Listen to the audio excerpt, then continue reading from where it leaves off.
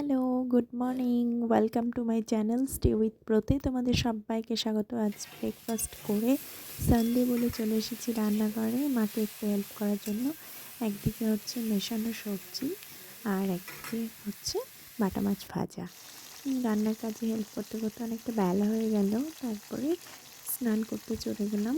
কিছু কাজ সেরে স্নান করতে গেলাম। স্নান করে এসে লাঞ্চ করতে চলে আসলাম। লাঞ্চে ছিল আজকে ডিমের আমলেট, মেশানো সবজি আর মাছের ঝোল। এই দিয়ে আজকে লাঞ্চটা কমপ্লিট করলাম। লাঞ্চটা কমপ্লিট করার পরে একটুখানি পাওয়ার ন্যাপ নিলাম। দুপুরে একটুখানি পাওয়ার ন্যাপ নেওয়ার পরে বন্ধুদের সাথে কথা হলো।